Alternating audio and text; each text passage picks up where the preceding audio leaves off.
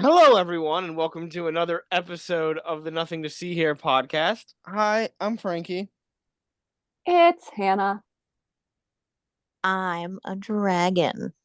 I just want to say to the world, to the listeners Mhm, out there, mhm. this is our second attempt to start, Take two. and that's the best you came up with. Hey, look, I I got nothing for you. All right. This is our second recording in 3 days. We've calmed down since last week. For some of us, it's our third recording in 4 days. And by some of us, you mean you.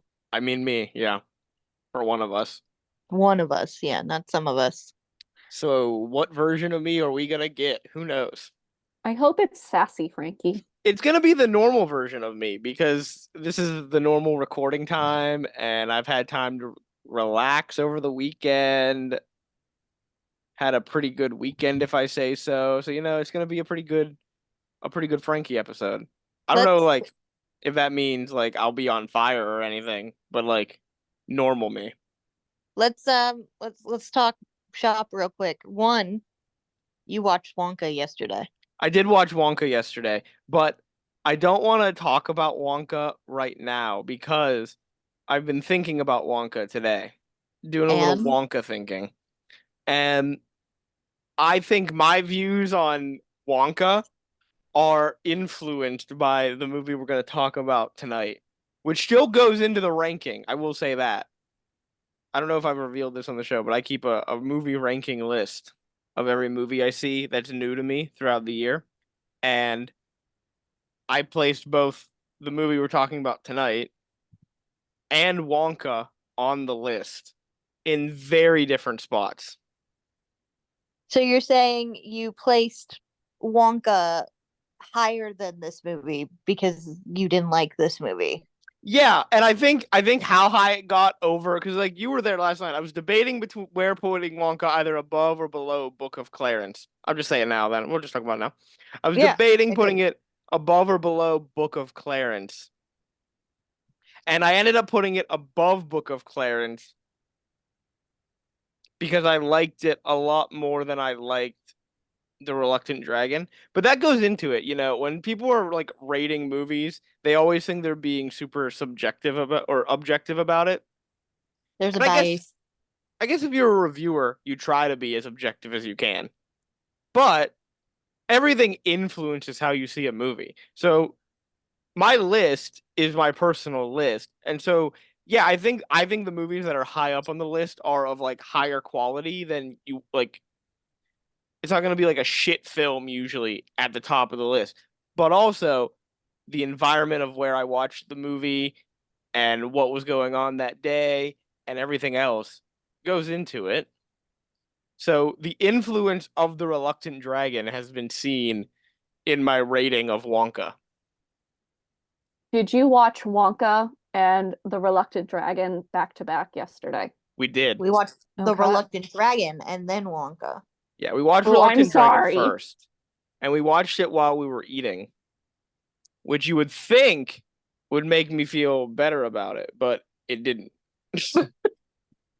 We'll get into that. But I this is just me coming out here because you were pretty whenever so the audience knows. Frankie drags me to movies, and he told me that I could drag him to one of two movies. The first one was, If you came to see Oppenheimer with me. yeah, if I came to see If you Oppenheimer with came him. to see Best Picture winner Oppenheimer with me. It was a long movie. It was a Right? long movie. Was this a Barbenheimer situation, or did you We not do both of them God in the same day? There's not a chance in hell I could watch both of those in the same day. No way. But it was between two movies.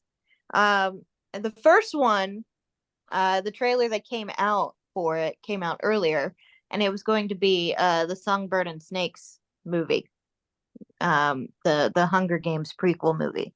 Mm-hmm. And then I saw a trailer for Wonka, and I was like, "Oh fuck, we have to go see this." And Frankie's like, "You have to pick one."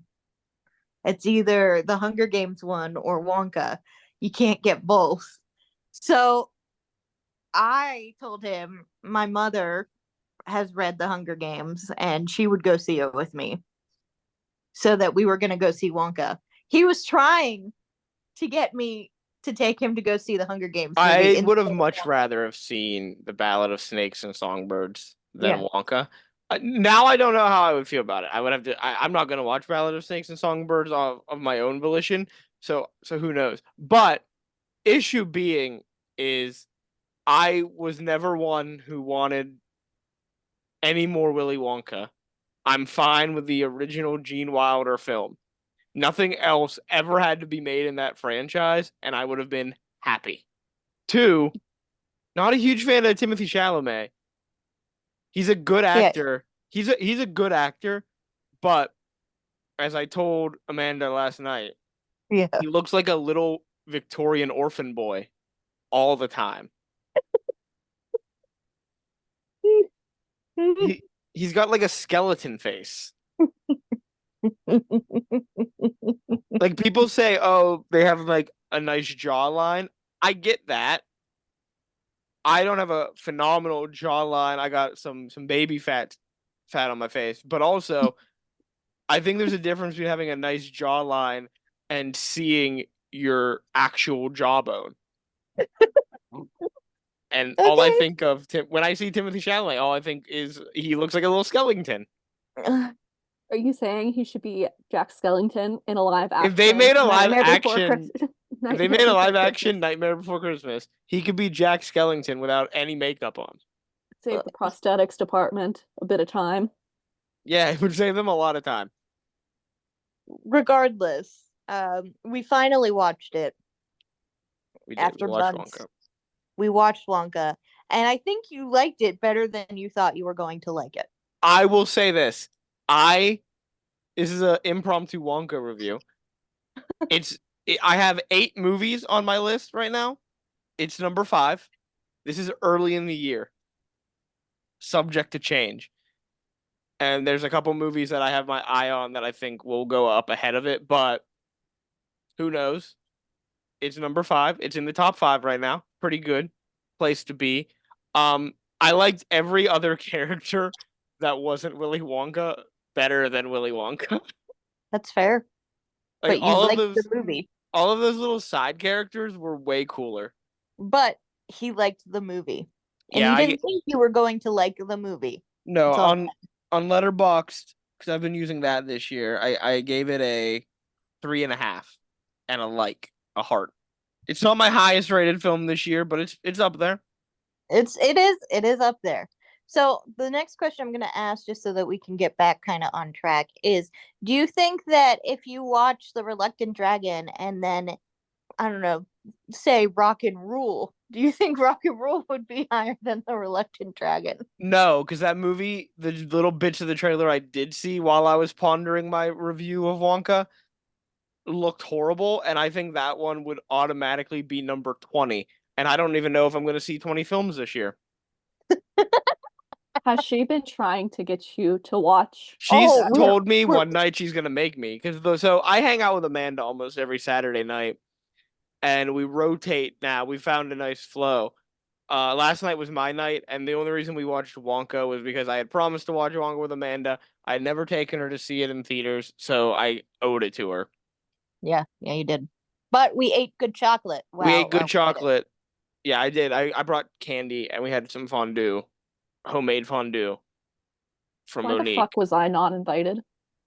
I'll invite You you can- next time, Hannah. You Okay. can come to Saturdays. You And just have to so find a way here. the week after, so we rotate. 1 week's mine, 1 week's Monique's, and then 1 week is Amanda's. And we choose what we're gonna watch, and we each get one veto Every 6 but months. every 6 months. So from January until fucking what, June? Yeah, June. that's the 6 month. End of June, June. you only get one veto. So you gotta fucking save that up. Mm-hmm. You gotta hoard that veto. Are you saying you're gonna veto Rock and Rule? I don't know. Because like you can bring something worse. And the veto lasts, could. by the way. The veto lasts for the entirety of that 6 months. You can't bring it back. No, but you can bring it back after that 6 months is up.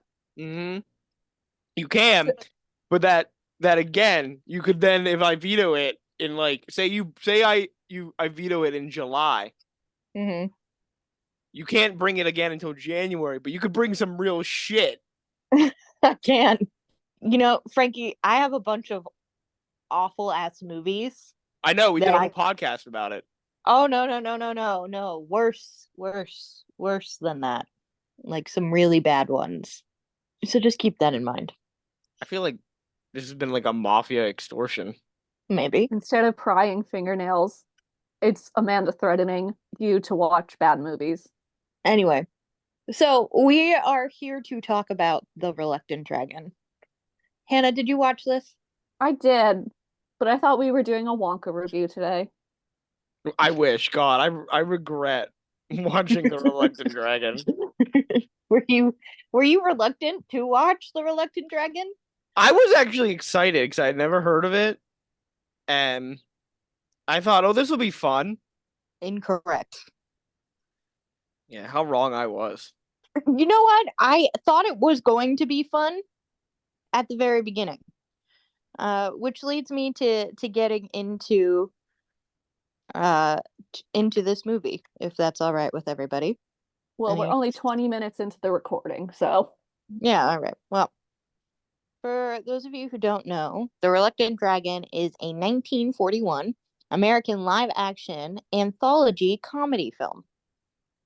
I'm going to say comedy film is a loose term. It's barely an anthology. They show three things. Yeah, how is this really an anthology? Hey, They show three cartoons, and one of them isn't completely animated. So there are 4 short animated segments. What was the fourth? Most of the film is live action with 4 short animated segments. There's the black and white segment featuring Casey Jr. from Dumbo. Forgot about Casey Jr. And 3 Technicolor cartoons, Baby Weems, Goofy's How to Ride a Horse, and the extended length short, The Reluctant Dragon. Baby Weems I wouldn't call a cartoon, though. They just showed some drawings. Yeah, that's fair. Anyway, so this film is just like a tour of Disney Studios and like goes through how they make animated features and stuff. But it is very dramatized, characterized, and everybody knows this man's name. So let's get into this. This film starts out with this older couple. Whoa, Amanda, hold up. What? This is the second film with a content warning. Oh, you're right. How could I forget? We'll get into why there's a content warning, but the content warning, if you watch Fantasia, same reason. We got the Disney Plus content warning. 2 films in a row.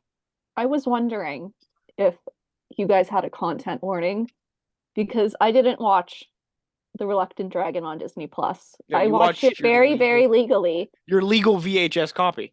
Yes. I went to a distant relation who has every Disney film ever. You went to the vault that also houses... I went to Walt Disney's vault, yeah. That also houses his head.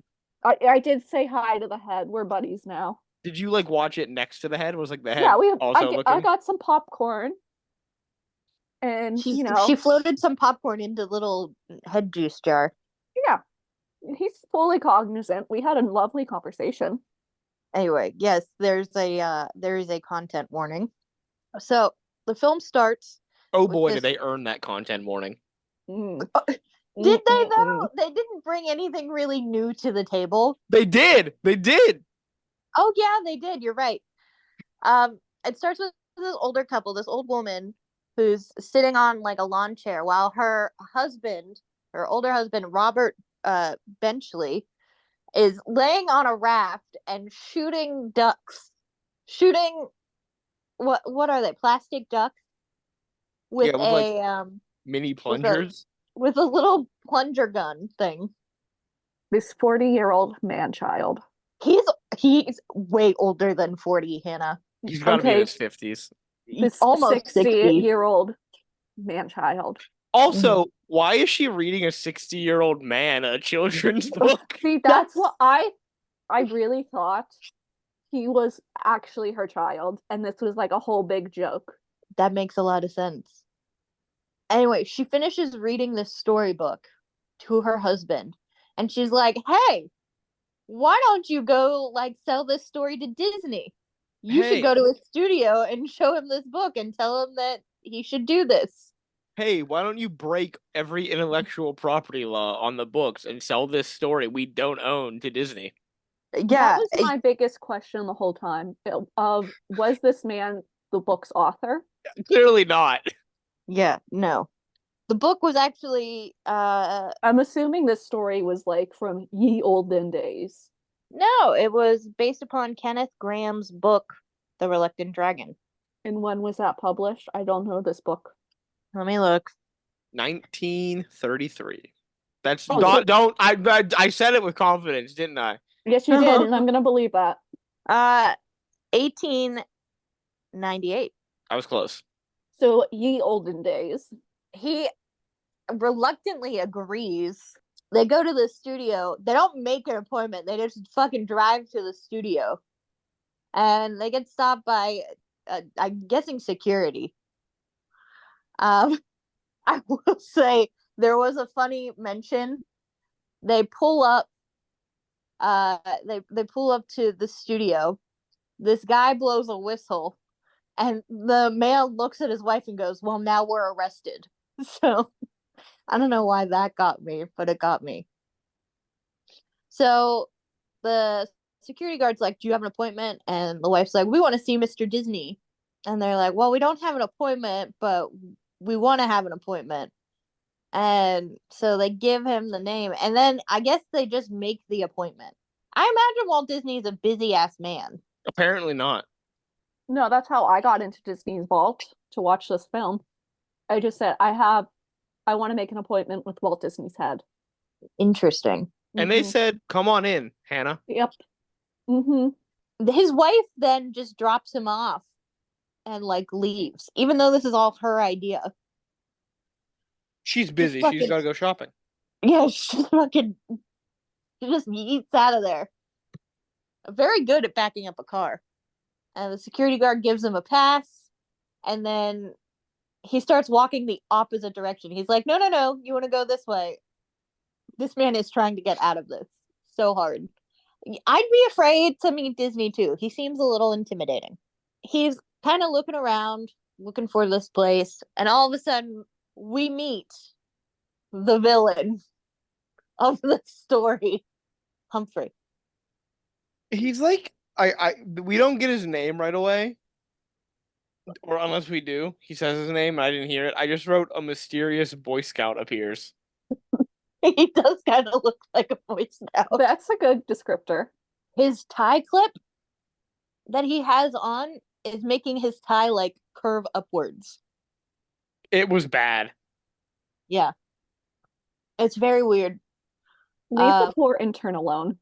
That's what I said. I said this is an unpaid intern, but he's doing his job really well. He's like, "I'm here to take you to Mr. Disney." And then he proceeds to give the most boring ass tour ever. The guy says something like, "This is a nice little place you got." And he's like, "Nice little place. This is 51 acres. Let me tell you all about our limestone and cement and our housing air conditioning plant." He was the first ever person in the Disney College program. He Be nice to invented him. it. Yeah, be nice to this little man. He's the first Disney adult. He is the first Disney adult. I will say, whatever pants he has on, I want those pants because they make his butt look good. I don't think he has a good butt, but I think the pants make his butt look good. I think he has one of those booty jeans. Anna, do you know what I'm talking about? Mm-hmm. Anyway, while he's continuing on his fun little lecture, we see a woman with an art case in a robe going into a building that says art class. And this little perv tries to sneak into the window.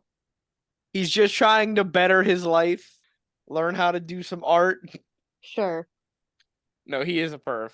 Yeah. And then He this little wanted to see some titties. yeah, this little James Dean motherfucker comes out, and immediately this guy turns around from looking at the window. It's like, I got a pass. I got a pass. See? And he's like, well, I guess there's an art class in there, real models and everything. And the guy's like, yeah, why don't you go in?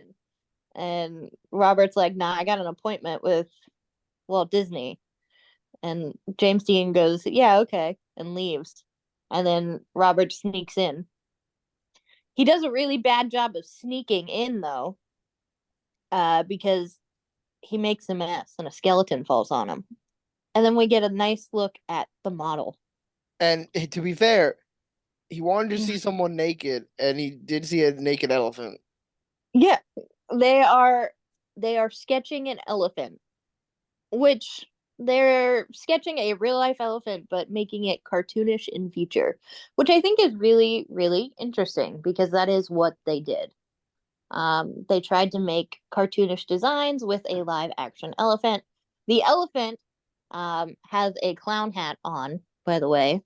Does anybody want to take a guess at what this is hinting at? Bambi. I hate you so much. Oh, you're right. Little Mermaid. What movie has elephants in it? Everyone's Little favorite, Mermaid. The Jungle Book. It's I'll got a whole leave. it's got a whole march of them. I'll leave.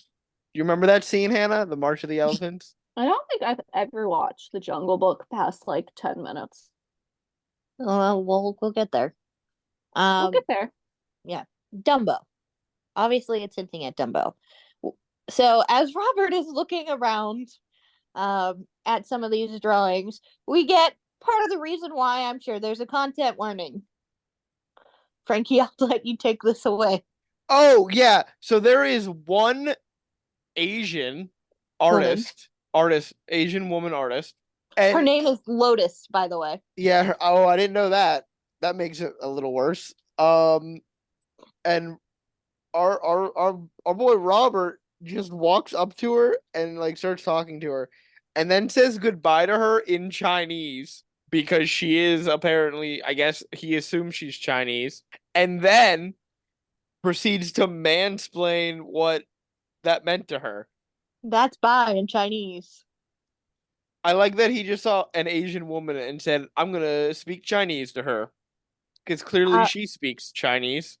Also, her specific drawing is very stereotypical Asian caricature of an Asian elephant. It was an elephant in what, like, the rice paddy hat. In the rice paddy hat with not great eyes, very stereotypical eyes, not great. So, And we're not even done yet with the content warning. no, we're not. Anyway, he ends up escaping through a door, I believe. Oh wait, not before. I almost forgot. How could I forget? Not before somebody draws an elephant that looks like him. Mr. Benchley elephant. He also insults the elephant. Did we forget It's about rude. that? Don't do that. Yeah, Be literally, nice to the elephants. They're a lot smarter than us.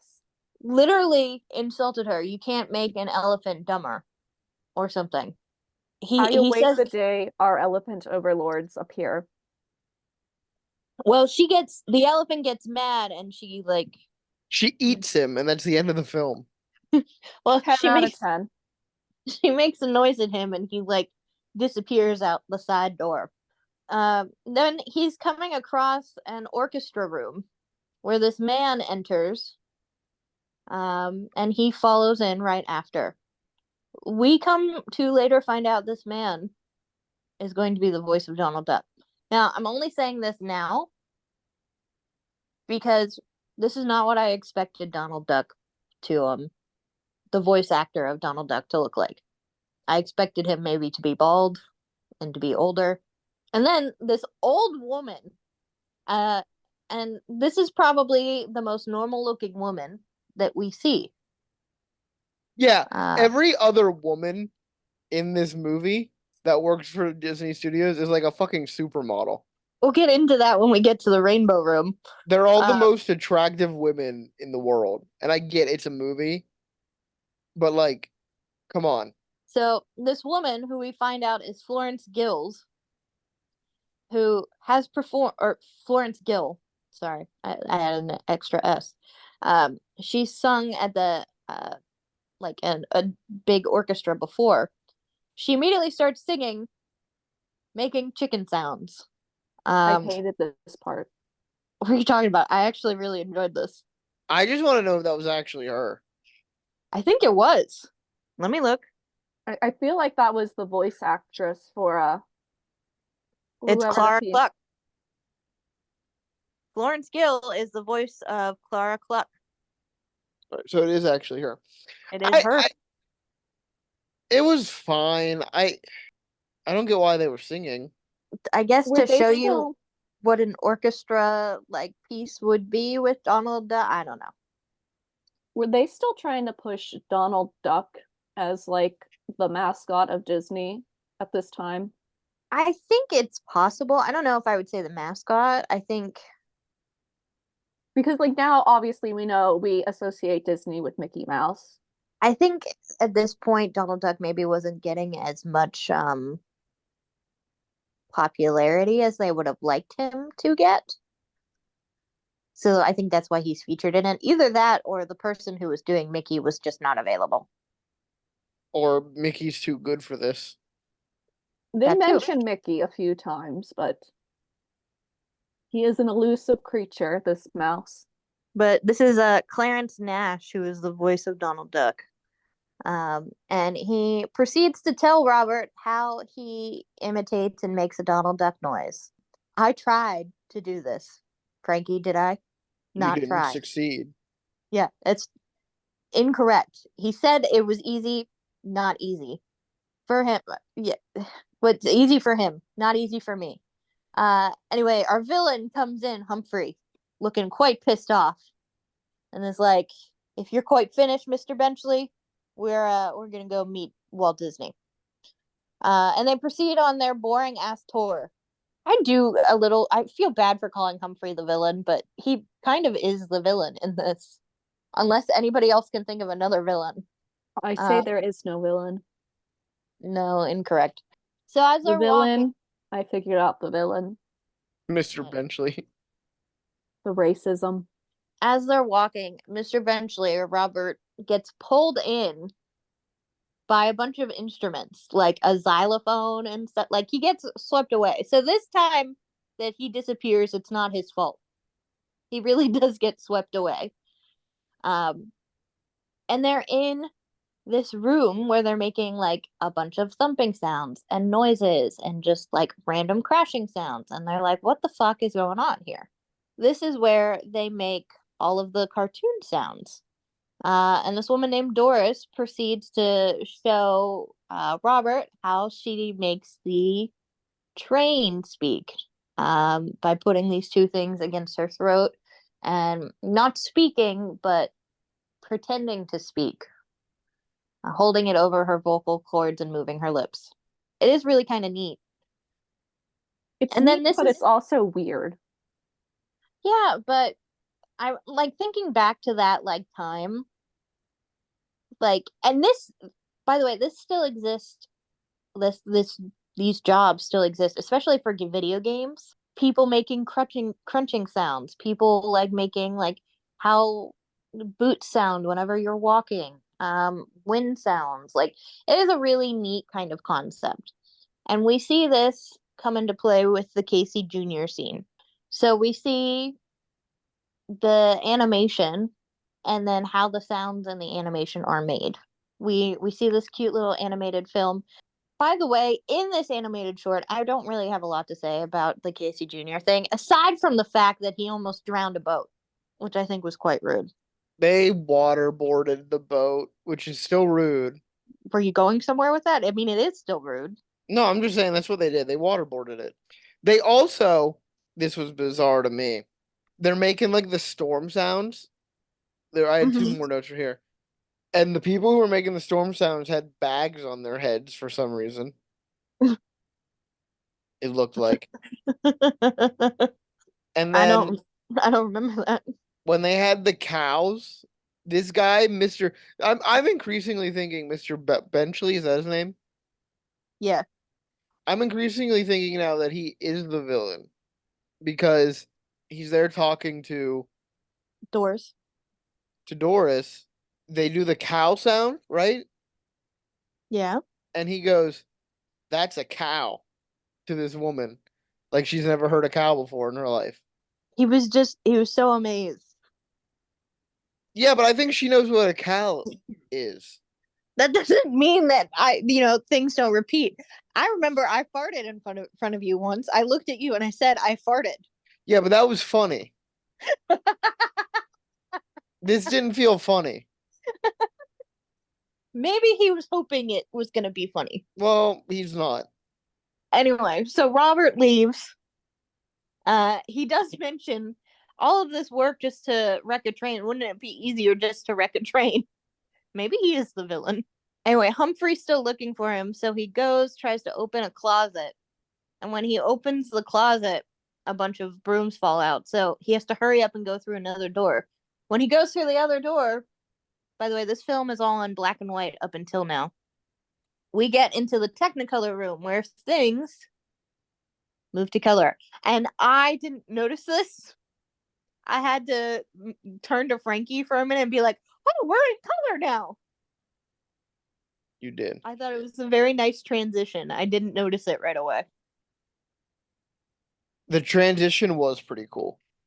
It was a very cool transition. So we see how Technicolor is made. We meet this lady who at first I thought looked like Judy Garland. I was like, Judy Garland's in this movie. That's awesome. It's not her. Turns out it's Doris again. She's like, you remember me? I was a train whistle, but I'm not the train whistle anymore. So Doris does multiple jobs apparently. So I think Doris is another unpaid intern. Doris is talking about this giant ass camera. And she's like, do you want to get a good look at it? And he's like, oh, I don't want to impose. And Doris is like, yeah, sure. And calls upon this guy. Definitely is only agreeing to this because he wants in Doris's pants. But he proceeds to help Robert up and shows him this giant camera and how Technicolor is made. So if you view it, so they proceed to show Robert what Technicolor looks like through this giant camera. So we see a forest scene and how it kind of spans and goes. It's like this giant, I don't know, like cellophane film reel that just kind of is transparent in places and goes over top and moves. It is really interesting. And then they're like, this is, once we have this, we then put the animated cells over top. And this is how we get the Donald to move. And we see Donald moving. They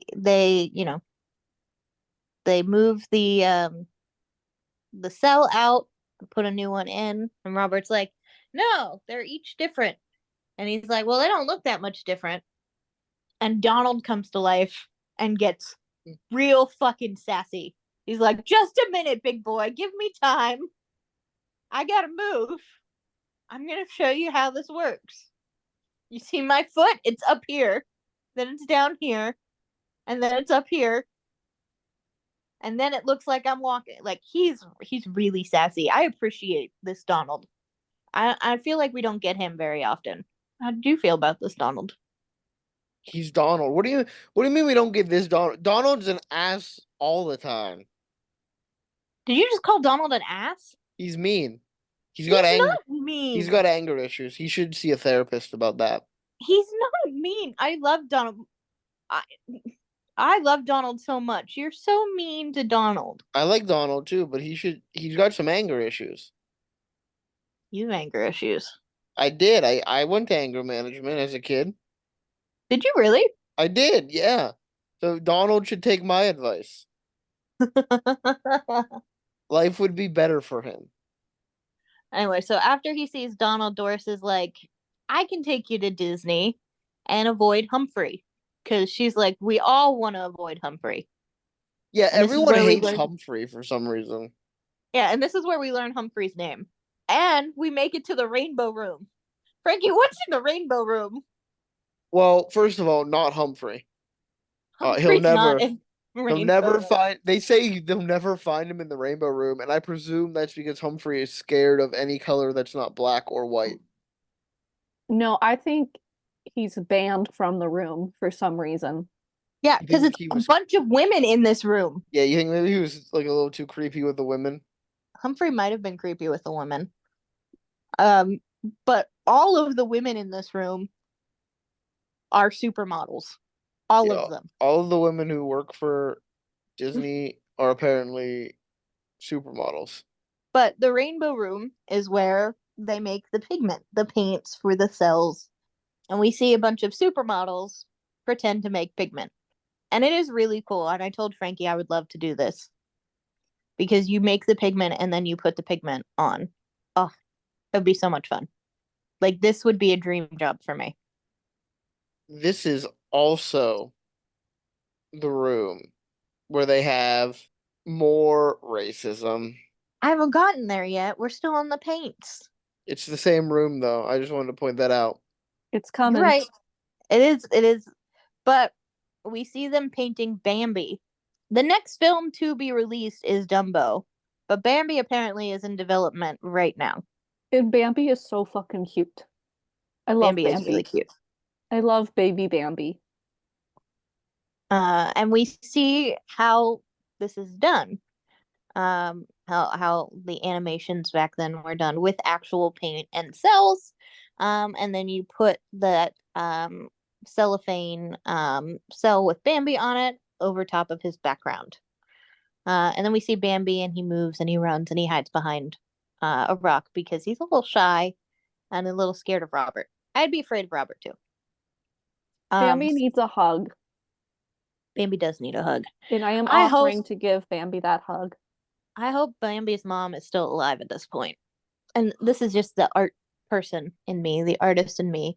The way they do this is by first they have to make the line art and then paint on top of the line art. So when you flip it over, it looks like a mess on the back, but when you flip it over, it looks pristine and clear and pretty, almost like glass painting. So, but behind them is a bunch of shelves of statues. We see Chernobog, which isn't bad. We see some Tinkerbells. We see a Captain Hook. We see a knight. We see the Heffalumps. And then we see at the very corner the zebra centaur, centaurette, the very racist zebra centaurette from Fantasia. And man, we notice it, and I was like, all right, it's there. It sucks that it's there, but it's just after Fantasia came out. All And then they right. focus on it. They focus on it, man. They really focus on it. Robert ogles at it. I mean, I think he was expecting nipples. And then he steals it. Does he steal it? It's still there. I don't think he steals it. He does. He does. Because later sure on, I think it gets placed in him because I don't see him actually steal it. he has to have stolen it because later on he gives it back to Walt Disney. That's fair. It's Anyway. very uncomfy. It's uncomfy because I feel like he's lusting after it. Yeah, it's gross. Mm-hmm. So they proceed to then make a sculpture of Mr. Benchley, and Because who then wouldn't want that? and they give him a very large nose, which I think is quite mean. After the uncomfortable statuette scene, he deserves this poor caricature of himself. It is a poor caricature, but like, I don't know, maybe it's because I'm sensitive about my nose. If somebody had made a caricature of me with my nose kind of big, I think I'd feel a little bad about myself. So good for him that he's taking it in stride. We see Humphrey walk past the windows, and then Humphrey comes in just as Robert sneaks out. And he's like, "Have you seen Mr. Benchley?" to, I think, Doris. And Doris is like, "No, poison." Yeah, she calls him poison. What? What does that mean? He is a poison. You know, some people call others like a cancer. He's done something to these women. Is that it? But he went into the rainbow room. Yeah, but like he shouldn't He have. actually had a reason though. Yeah, he did have a reason to go in this time. But like no one just calls someone poison for like that's mean. That's brutal. I'm gonna start calling you poison. Well, that's mean. Why? Whenever I think of poison, I think of the band Poison or the song Poison. You know, that girl Is is that poison. what you think of? I think of the girl is poison song. Yeah. I I think can't of sing it. I think of rat poison. That's your fault. Hannah, You what do you should. think of? I think of a little glass bottle with green liquid and a sticker with skull and crossbones on it. So deadly. Yeah. You guys need to have more fun in your lives. Have you ever seen me have fun? Once. We're having fun right now. Anyway, so Robert sneaks off into another hallway where he sees a nurse who has a bunch of baby equipment on a tray, and she's going into the story conference room. Honestly, just seeing the nurse with baby items on a tray is kind of concerning, A little Yeah, bit. why was there given a that we're baby not in there? the hospital. Like we see why in like a minute, but it's concerning when you first see it. Yeah, I thought they Mhm. were violating child labor laws. Well, he did. So we see the story conference room, and the sketch artists are sketching a live baby. His name is Jimmy, and they are basing Baby Weems, a character who we're going to hear about in a minute, off of off of Jimmy. And that baby Weems looks nothing like Jimmy. He doesn't. They're terrible. All right, don't go that far. They're not terrible. Well, I mean, they also drew They're some of bad that at shit. realism. They're bad at realism and bad people, I will say, Robert proceeds to blow a kiss at this baby. which was weird. Made Again, me he's uncomfortable. making kissy faces at this baby that he doesn't know. Yeah, It's just a random baby he is a random baby. Um, anyway, random baby starts crying, because he's and hungry. yeah, and so the nurse was like, "All right, guys, time's up." And the guys are like, "I never saw a kid just eat so often. We just got started." And the nurse is like, "You know the rules.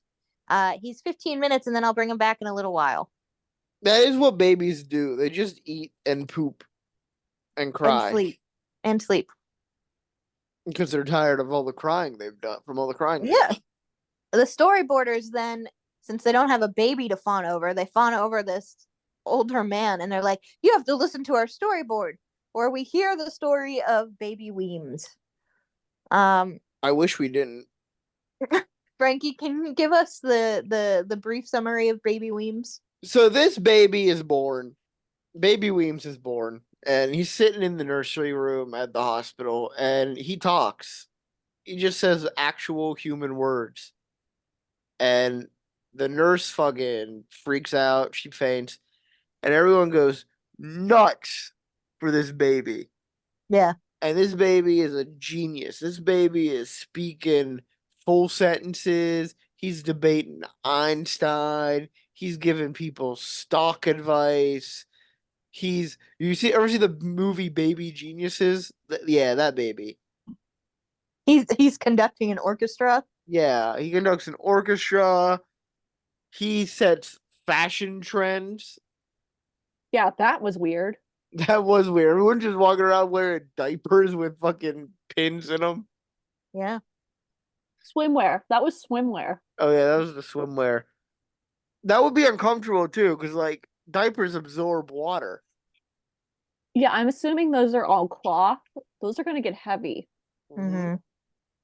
And also, So it's weird. Why are we infantilizing women? yeah, that was not great. And then his parents keep trying to like see their baby, and no one lets them see their baby. Who They haven't met the baby. they haven't met the This baby, woman pushed this baby out and they just took it away. Yeah.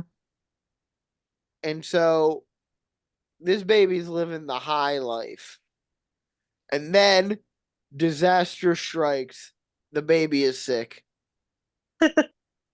He's got a fever, and there's a giant thermometer for the In public to Times Square. watch. For the public to watch this baby's temperature in real time.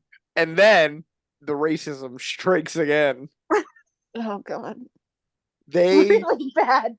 they show some of the most racist stereotype drawings I've seen in a cartoon in a while.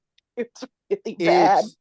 It's so bad. They I go after shouldn't, I they shouldn't be laughing, but they it's attack black people, they attack Asian people. It's rough. It's real rough. yeah. This is why there was a content warning. This one takes, I think, the cake. If we thought the zebra centaurette was bad, It's on screen for so long too. it's animated. It's one of the one things, because this is technically a storyboard thing. It's one of the one things that is animated. So that's there, and then like it's shown in this compilation of people concerned for the baby, and they said let's be racist when we show this. When we show the world, the whole world is concerned for the baby's health. So they said let's be racist when we show this concern. So the baby recovers. There's no baby death in this cartoon, which I think is a good move for a children's cartoon.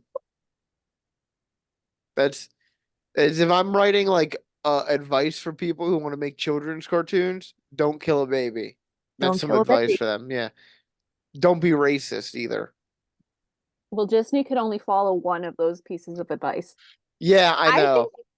I think I honestly, the racism here was so bad. I don't know if I would have preferred if the baby died or not. So the baby doesn't die, but the baby, because the baby had a fever, no longer a genius. It's just a stupid baby now who just shits and cries and doesn't speak any English.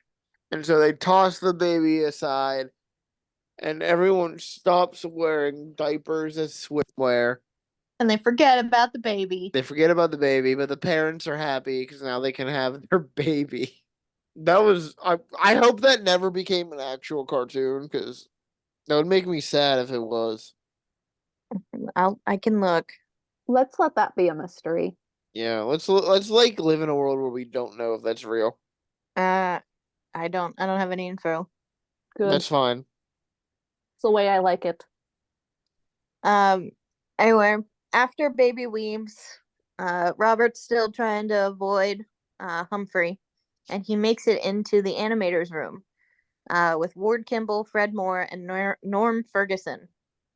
This is where eventually just watches How to Ride a Horse, a Goofy cartoon.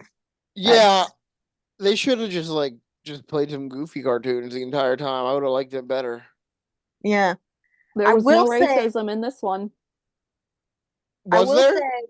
I said there was no. Oh yeah, no racism in the Goofy cartoon. I will say, when he first enters the animator's room, we see a bunch of masterworks.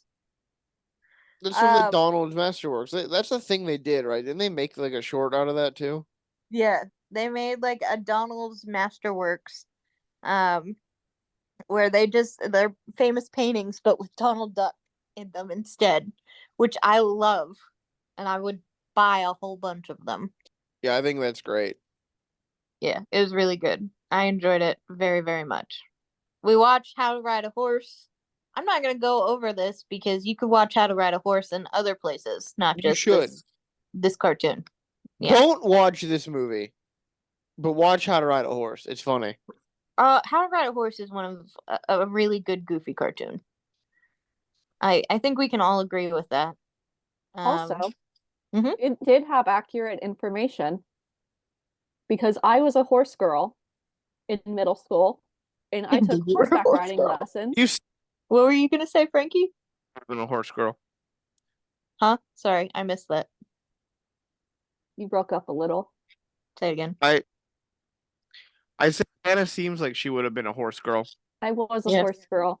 Like, emphasis on was. It's expensive to my be a horse phase. girl. It is. Did you have a lot of like what were they? The Bella Sarah cards? Maybe. What They are were the horse cards. the horse cards? Were they the Look, ones you like put in a code online and then had like an internet horse on a site? I can't remember because I didn't care about them very much. I remember there was like a card back or a card, like a trading card kind of thing. And then like it would give you a code and you could have the horse on the website. Yeah, I don't remember what they were called. Someone tell me, please. But yeah. I was Let a us. horse girl because I had a friend growing up. She lived on a farm and had horses. So every few months I would go see her and then I would get to hang out with horses. And then I finally talked my parents into letting me take actual like lessons and did that for a few years until I got to the point where it was you have to rent a horse if you want to progress in your learning, pretty much. So I can't say with certainty there is accurate horse riding information in Goofy Learns How to Ride a Horse. That's good to know. You mount, that is correct. You mount from the left, never from the right. I would not know. Anyway, Humphrey finally catches up with Mr. Benchley, and he looks very pissed off, very unimpressed. And he's like, "Hi, let's get you to Mr. Disney." Because he's waiting in the projection room. They go, or Mr. Benchley goes to the projection room and meets Walt Disney. Now, I was unsure if this was Walt Disney or not. It is. I was like, man, he looks really young. And then I remembered this was made in 1941. So it makes sense that he looks young. Walt Disney says, hey, we're about to watch this newly completed film short thing. So they sit down and Walt says, did you like the place? Kinda. And what do you got there type thing. So Robert shows him a sketch that people made. Um, the sculpture of him with the big nose, his pass to get in, and then the zebra centaurette that he then gives back to Walt Disney, and they focus in on it again. They just love that fucking racist centaurette. They could have chosen any figurine. It could Mhm. have been Snow White. Could have been a It could have dwarf. been another centaurette that It wasn't could racist. have been, yes, it could have been one of the white centaurettes. It could have been Mickey Mouse, you know, the logo. Or Donald Duck, who they're really like pushing in this whole film. Well, Yeah. They said, remember when we made that racist centaur? Let's focus on that. Yeah. also, Walt Disney doesn't know how to sit correctly in a chair. This makes me like Walt Disney a little bit more because of how he sits, because that's how I sit in a chair. The You man need just learn wants to how be sit in a comfortable. chair. No, learn how to sit in a chair properly. No, be comfortable. Anyway, before Mr. Benchley can show Disney the book, the film starts. And the film that they're watching, it's The Reluctant Dragon. They already made it. They're a step ahead of him. Yeah, you know Because why it's they not made even it? his book. Yeah, they made it because they found the actual owner and said, "Hey, can we make this?" Not, Here's "Hey, $100. I hope some random middle-aged suburban white man comes and tries to sell us a story he doesn't own." And this is where, of course, we get the title of the story. We finally get to The Reluctant Dragon. So, we start off this cartoon with a boy. He's just known as the boy. A boy who's reading a book about knights and dragons, bloodthirsty dragons. His father then rushes by, claiming to have seen a dragon. The boy then reassures his father that it was just a dragon. The boy's father comes rushing by and claims to have seen a monster, but the boy reassures him that it was just a dragon. His father then panics and runs and tells everybody in the village. Dragons are historically monsters, though, so like the dad's not wrong. The boy then goes to the dragon's lair where he finds this dragon. He's a poet. He's sitting and he's washing himself under a stream of water. Very what how did we phrase his voice? Because at first I thought this was a woman. He's a posh English gentleman. He's a posh English gentleman, thank you. The boy is surprised seeing that the dragon's really nice and befriends the dragon. However, I think the boy is also a little pissed off that the dragon's not ferocious. Which, if we think about it, if the dragon was ferocious, this boy would have been dinner. Whenever the boy asks, "Did you have any good battles lately?" or anything, the dragon seems kind of offended and then proceeds to read poetry to this boy. And the boy looks super upset as this dragon reads him his shitty poetry. I'd be upset too. I'm not a huge fan of poetry. The boy then goes back to the village and discovers that Sir Giles, the dragon slayer, has arrived. He then runs to go tell the dragon that he should fight the knight. You should fight someone named Dragon Slayer. Yeah.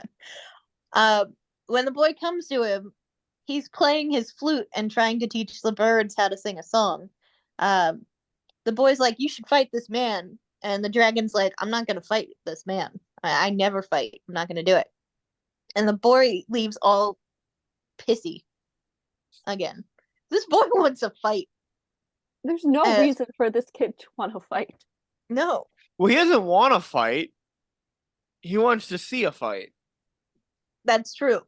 But the dragon tells him, you can tell the dragon slayer that he can go home. I'm sure you can arrange it. So the boy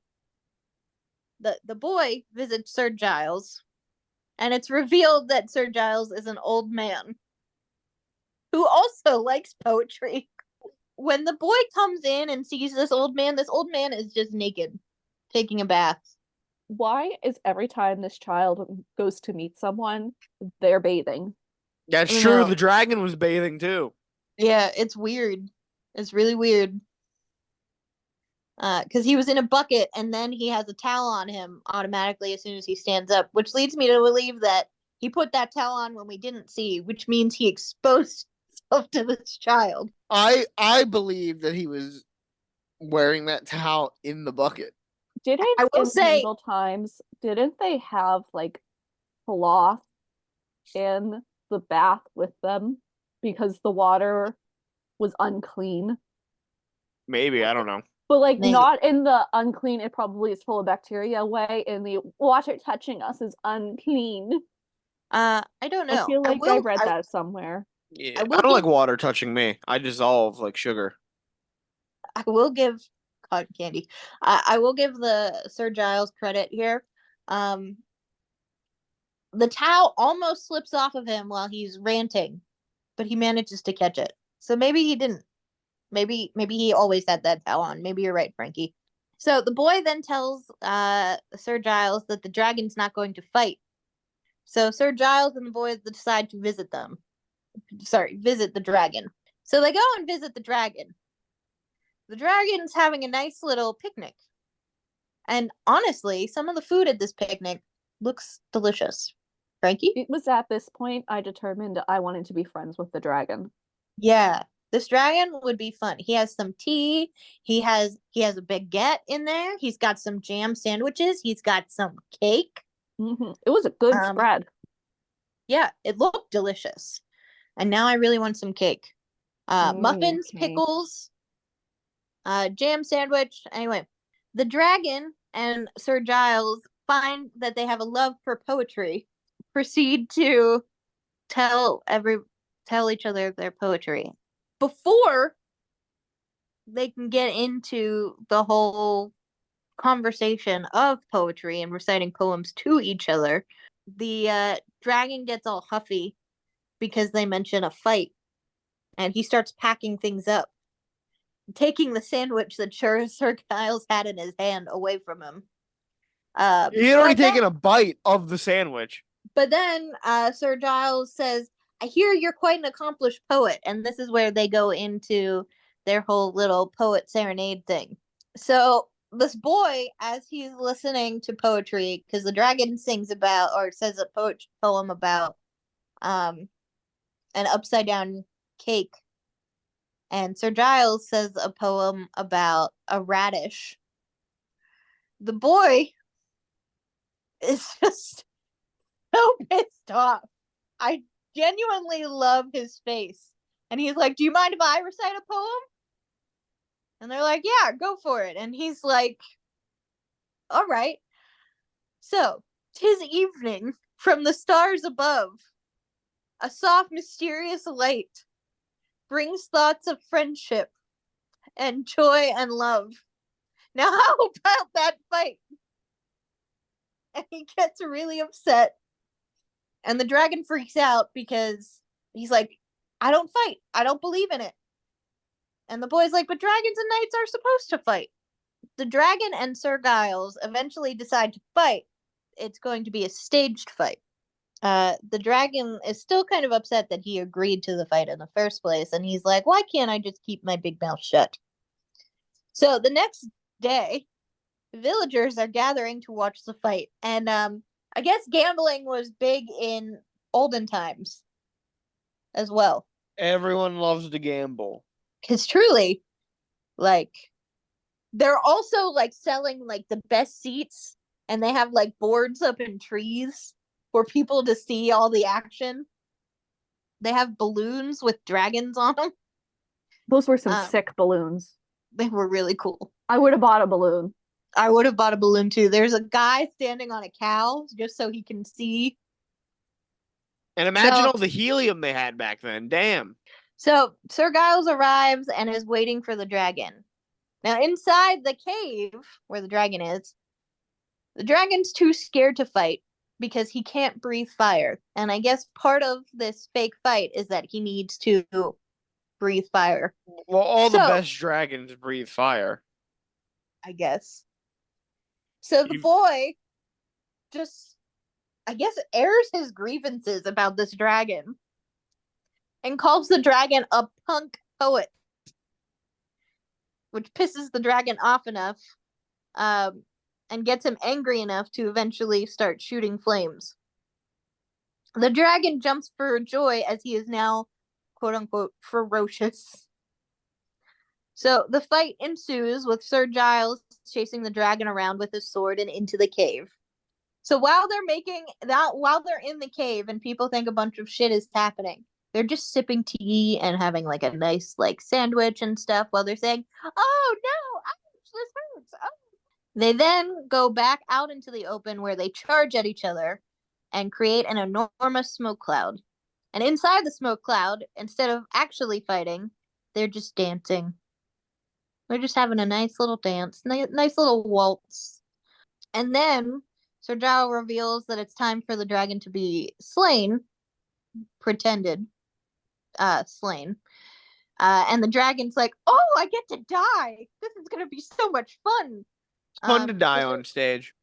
That's fair. So Sir Giles places his lance under the dragon's arm, and the dragon jumps out of the cloud and dies a dramatic death, I guess. But not really, because the story ends with the dragon then being accepted into society because Sir Giles has reformed this dragon. And the dragon recites a poem that says, "I promise not to rant or roar and scourge the countryside anymore." He wasn't doing that before. He wasn't, but they now, thought he was. Yeah. Yes. But now he can just have like a nice, happy life. And continue what he was doing without anybody thinking that he's going to be a menace to society. Because this all started because people were afraid of him. By the way, Sir Giles' animation is inspired by Don Quixote. I can't pronounce. Yeah, Quixote? thank you. It's not. Yeah. Yeah. Okay. The I wanted man to make who sure. fought windmills. Yeah, you never read Don Quixote? I've read it, but I never think I'm pronouncing it right. I don't have the confidence. I You probably should. gotta fake the confidence, Amanda. Just like I did with that 1933. Was I right? No. Yes, But you thought I was. See? Yeah. Frankie And never tells lies. I never mm, tell lies because I'm confident about it. once the short is over, the film closes then on Robert Benchley and his wife driving home, and she proceeds to like nag him for failing to sell the movie, and by dilly dallying because Benchley missed his chance to sell the rights. Because his dilly dallying, Disney had all of this time to produce that film They just because he made that produced that like film and in 40 minutes. he made it really So quickly, yeah. yeah. It's Uh, that Disney magic. in That's what they response mean when they to say Disney magic. yeah, in response to Robert's wife nagging him, he then answers "phooey" in the style of Donald Duck, and the movie ends. Boo! Boo! Yeah, this was. I was Bad. expecting. I was expecting a lot more for a tour. When they were doing Uh, the tour stuff, it was really interesting and good, and then they stopped doing it, and it kind of. oh, so you like the tour stuff? I liked learning about the how they make the stuff. Yeah, that was interesting, and then they just kind of moved away from that. Hmm. Every time creatives were allowed to sit down and show and talk about their craft, it brought so much life to the screen in comparison to everything else. All those little scripted quote unquote funny bits, and even Mhm. some of the little animated sequences. So let's rank this bitch. All right, where are we putting it on the movie list? What's at the very bottom? The very bottom. I'll remind people. Number 3 is Fantasia. Number 2 is Pinocchio, and number 1 is Snow White. I don't know if I was as bored with this movie as I was for part of Fantasia. This is where I'm getting a little bit of a pause. So I might need help with this. I am putting it above Fantasia, but below Pinocchio. I put it below Fantasia. Can I have your reasons? As I said, I really like when I got to learn about how the animation was made, how, like, even the life drawing class, how the artists were given the live reference model and then we're sitting there making it cartoonesque. I liked every time I could see the creatives talking and showing and discussing their craft.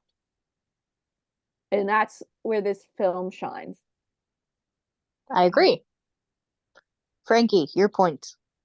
I thought all of that stuff was good, but they ruin it too much by trying to have these scripted funny moments and telling this weird story of this guy going there to sell us a movie, and it just didn't. I said when we reviewed Fantasia that I didn't like it because there was no like through line story. This one had that, but it didn't really make any sense or work. I'm hoping I'm hoping that we get a movie that is worse than Fantasia because I think Fantasia is worse than this movie. But I think Pinocchio is better than this movie. So I'm going to agree with Hannah. I truly I was more focused on this movie than I was for Fantasia. I think I disassociated a lot with Fantasia. Protagonist. There is no protagonist. What are you talking about? Mr. Benchley is the protagonist. It says so right here on the Wikipedia page. All right, so where are you ranking him? At the very fucking bottom. All right, how do you spell this man's name? Robert How do you spell his last name? Benchley. Like bench Yeah, and then Lee. Ley. I'm assuming. put the reluctant dragon in parentheses by his name. You think? Yeah, that's true. We'll need that. Okay. Humphrey. No. I want to make an argument for who the actual antagonist is. If you're going to say racism is the antagonist, No, it's I'm not. not. I'm gonna say an actual person, an actual character. All right. Let's Okay. hear it. I think the antagonist is also Robert Benchley. No. Yes, no. I'm He I'm comes in. shooting it down. You're I'll shooting let it He you down? comes in. I'll let you explain. I'll let you explain, but I'm gonna shoot it down. This man shows up to Disney Studios.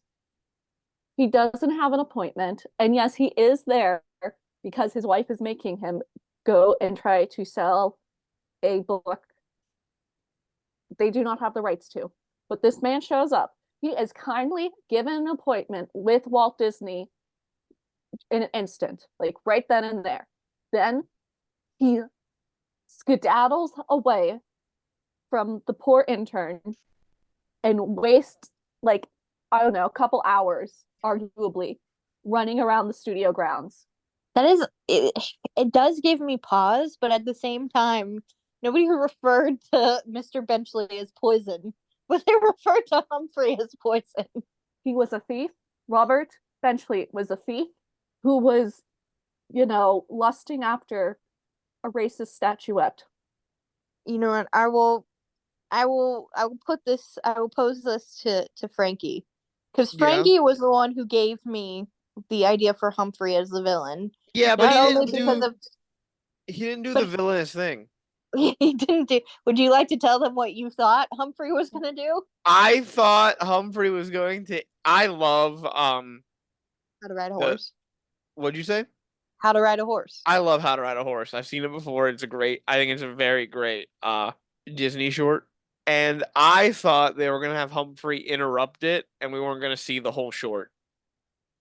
And I said, if Humphrey interrupts this short, he's the biggest movie villain of all time. But he didn't interrupt it. And I think Hannah's convinced me that Mr. Benchley or I would propose the Benchley family as a unit, Ooh, that's good. the biggest villains. I will do the Benchley family as a unit because the wife was. I don't think Robert obviously interrupted everybody's day and stuff, but this woman was going to try and make her husband take credit for something that wasn't theirs. I will go with the Benchley family. All right. Are they above? Are they like so where are we ranking them as antagonists? What are my rankings? Number one is the Queen from Snow White, Mm-hmm. and number two is the coachman from Pinocchio. Oh, the coachman's so freaky. I can't put them above it, and I Oh, can't put them above the queen. So let's go number 3 as well. the Benchley family. In parentheses, the reluctant dragon. All right. Well, that's it then. That's our review of the Reluctant Dragon. Um, don't watch it. We watched it, so you don't have to.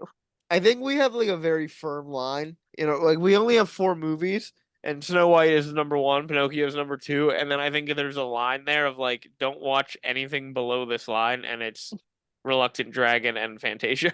I would say watch the Fantasia shorts that we liked. Fantasia is good background music. So listen to the soundtrack on YouTube. Put on some classical music on YouTube. There you go. Yeah. So that is it for the Reluctant Dragon. How are we all feeling? Glad I don't have to watch it ever again. Didn't know this film existed. Would have been fine living my whole life without knowing about it. I agree with Hannah. Well, you're welcome.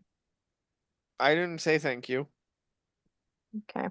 Well, and this is just I know I don't have to like give like a teaser. But this film already gave a teaser. So the next Disney film, whenever we cover it, I don't know. The next time I have a thing, the next time or Maybe not. But whenever I decide to cover it, will be Dumbo. A movie that's barely a movie. How long is it? It's at 64 most. minutes. It's an It, hour and 4 minutes. it's Yikes. 64 minutes. It's so short. As a kid, you think, oh, I'm watching Dumbo. This is a movie. It's gonna like an hour and a half. It's not. It's not even close. Anyway, who would like to who's it's Frankie, you're next. It's me next, baby. What are we doing next time? I don't know. It's my week. Do you know? I do know what we're doing. Would you like to share with the class? What I like to share with the class. Yeah, I got to bring something up though, because I want to do a little intro here. Oh God. We are going once again back in time. We're going to September 4th, 1995. We're going to Minneapolis, Minnesota, the Mall of America. Oh God. We're gonna watch some wrestling, baby. Oh no. Oh no, the Hulk Hogan restaurant. Oh We're no. gonna The we're Hulk gonna Hogan watch. restaurant. We're gonna go to Pasta Mania, and all the Pasta Maniacs are gonna be there.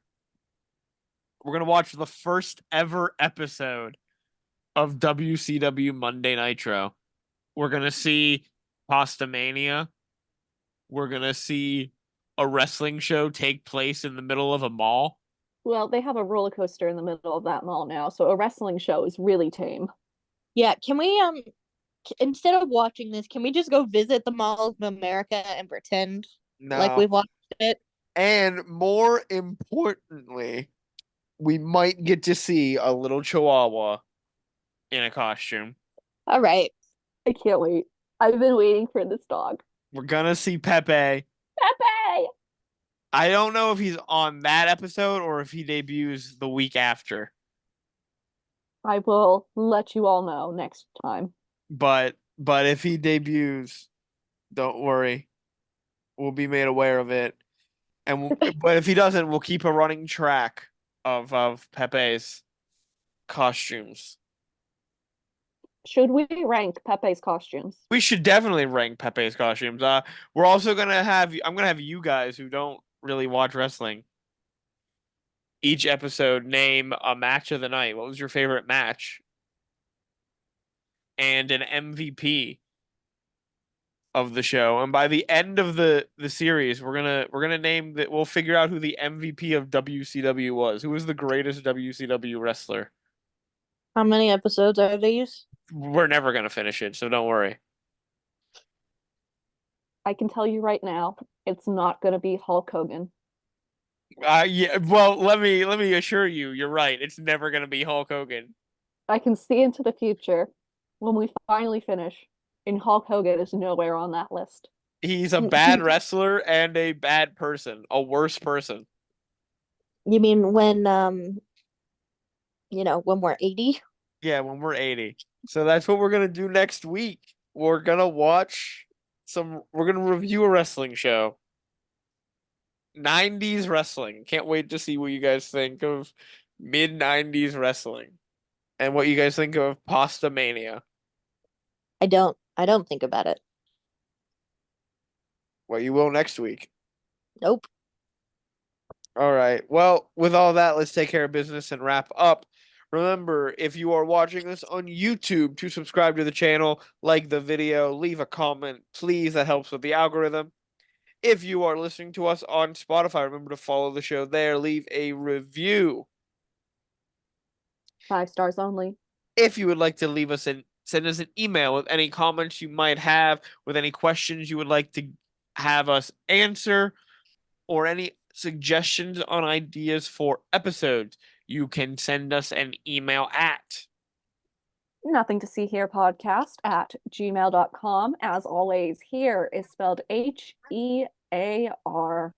if you would like to see some fun memes created by Hannah, some fantastic artwork created by Amanda, or participate in our weekly Friday afternoon poll, you can, or quiz. We play Weekly trivia. Weekly Friday trivia. You can do Yeah. that at our Instagram, which is at Nothing to see here, pod. You can you come and there will be screenshots of Pepe in all of Pepe's costumes when those episodes hit. and you can follow us at our Instagram and find our email down below in the episode description. And finally, please remember to share this and recommend it with anyone you think who would enjoy this with all of your friends. We would really appreciate that. Word of mouth is how we get these episodes out. So it's nice to have that. It's very nice. So without further ado, we have nothing else to add. We have something else to add, it seems. What else? No, we didn't. Sorry. I think my cat's knocked something over. Oh, all right. Oh, it's Well, just my mother. we have My nothing else mother. to nothing else to add. Goodbye, everyone. Goodbye and good night. Drive safe. Don't watch this movie. Bye. Bye bye. Bye.